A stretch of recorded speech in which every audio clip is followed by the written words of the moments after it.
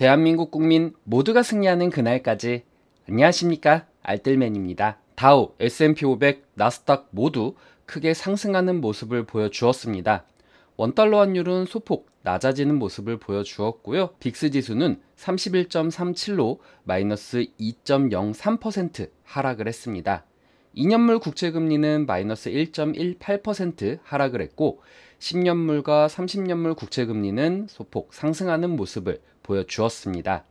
MSCI 코리아 ETF 지수는 3.15% 상승하는 모습을 보여주었고요. 달러 인덱스는 마이너스 1.1% 하락하는 모습을 보여주었습니다. 우선 특징적인 주식들은 다음과 같습니다. 로블록스는 9월 지표 발표 후에 급등을 했는데요. 이 지표는 1년 전에 비해 강해진 지표로 발표가 되었다라고 하면서 19.83% 상승을 했습니다. 애플은 모건 스탠리가 주식 등급을 상승시키고 상승을 했는데요. 애플이 충실한 사용자 기반 덕분에 경기 침체 시 다른 기술 회사들보다 더 나은 성과를 거둘 것이다 라고 언급을 했습니다. 이는 애플이 그동안 보여주었던 그 과정들이 이번에도 똑같이 반복되었다라고 생각을 하는데요. 애플이 신제품을 발표했었을 때는 생각보다 많이 판매가 안 될 것이다. 이번에 사람들이 줄을 안 서네?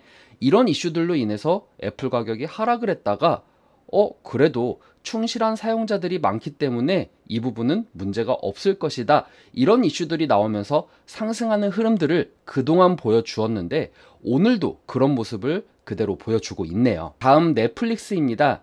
웰스파고는 이번 주 회사의 수익 발표에 앞서서 스트리밍 서비스에 대한 동일한 가중치를 강조했는데요. 지난주 넷플릭스는 월 6.99달러로 새로운 광고 지원 서비스를 시작할 것이다 라고 발표를 했습니다. 넷플릭스는 6.57% 상승 마감을 했습니다. 10월 엠파이어 스테이트 제조업 지수는 마이너스 9.1로 지난달 마이너스 1.5와 예상치 마이너스 4보다 하회된 수치로 발표가 되면서 3개월 연속 마이너스로 위축 국면에 들어서고 있음을 보여주었습니다. 시장의 상승 흐름을 보여준 것은 영국의 감세한 철회입니다.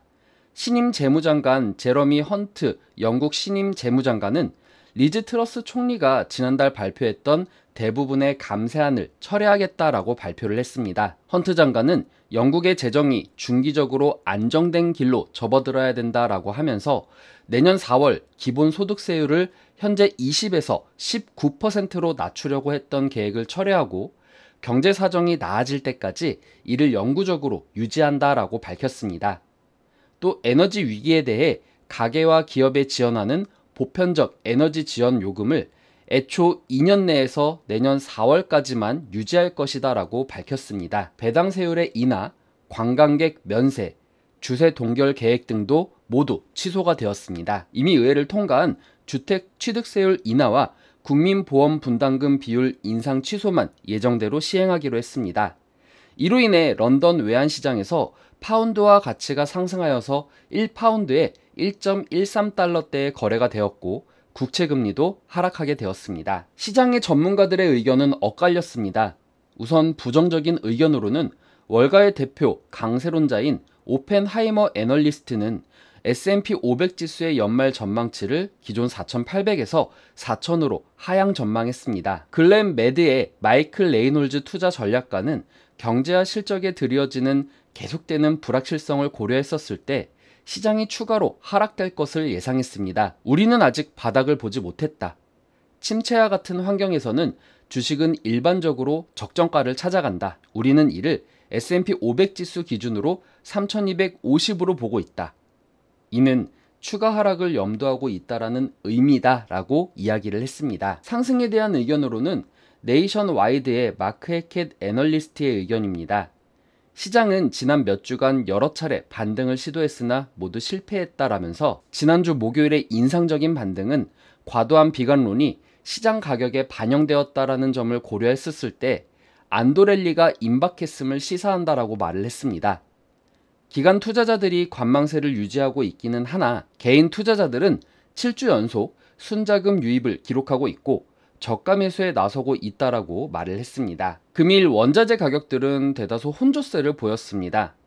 하지만 특히 천연가스는 마이너스 7.21%로 크게 하락하는 모습을 보여주었습니다. 패드워치에 의하면 11월 연준이 금리를 50bp 인상할 확률은 그래도 전날보다 조금 오른 5.3%로 기록이 되었고 75bp 인상할 확률은 전날보다 소폭 하락한 94.7%로 기록이 되었습니다. 11월물 서부 텍사스산 원유 WTI 가격은 전장보다 15센트 하락한 배럴당 85.46달러, 0.18% 하락 마감을 했습니다. 중국의 공산당 20차 전국 대표대회가 시작되었고 중국 당국의 경기 부양 소식에 귀추가 주목되고 있습니다. 중국 인민은행은 1년 만기 중기 유동성 지연 창구 금리를 기존 2.75%로 동결하고 5천억 위안을 금융시장에 공급하겠다라는 소식으로 시장에 긍정적인 영향을 미쳤습니다. 이번 조치는 인민은행이 완화적 통화정책을 지속할 것이다라는 신호로 해석이 되었습니다. 다만 중국의 제로 코로나 정책이 지속되면서 18일 예정이었던 중국의 경제지표 발표가 연기되어서 성장성에 대한 우려가 나타났습니다. 금일 원유가 85.46달러지만 선물 가격의 단기 지지선인 84.5달러를 웃도는 이 구간이 무너지게 된다라고 하면 오펙 플러스가 설정한 감산 목표치가 더 확대될 수 있다라는 우려도 시장에 나오기도 했습니다. 금일 국내 증시는 영국의 감세안과 제조업 지수가 부정적인 부분으로 인해서 상승 출발이 예상이 됩니다. 사실 시장이 긍정적일 때는 경제지표가 부정적으로 나왔을 때 악영향을 미치지만 지금과 같은 상황에서는 연준이 강력한 조치를 취하지 못할 것이다 라는 전망에 힘입어서 긍정적인 요소로 작용하는 중입니다. 또한 영국의 감세안은 그동안 시장을 눌러왔던 요인이기 때문에 이러한 감세안이 대다수 철회가 된다라고 하면 시장의 긍정적인 요소로 작용이 될 것이며 환율도 안정화를 찾아가지 않을까 싶습니다. 지금은 한 가지 불안 요소가 해결된 것이지 대다수의 불안 요소가 해결된 것은 아닙니다. 물론 우려가 되었던 은행주들의 실적이 긍정적으로 될 것이다라는 전망에 힘입어서 금일 은행주들이 상승하기는 했습니다.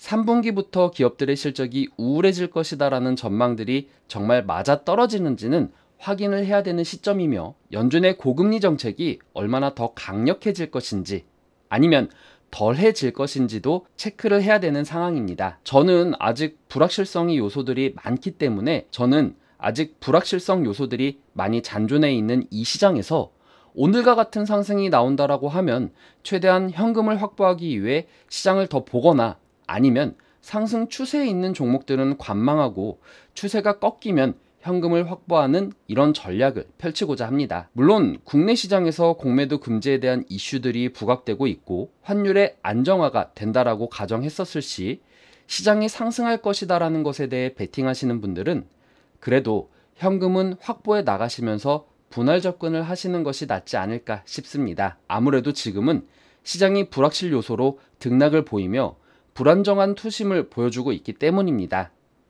오늘도 성투하시고요. 오늘 내용 괜찮았다 생각되시는 분들은 하단의 구독과 좋아요, 알람 설정을 눌러주시면 제가 영상을 만드는데 큰 힘이 될 것 같습니다. 오늘도 시청해주셔서 감사합니다.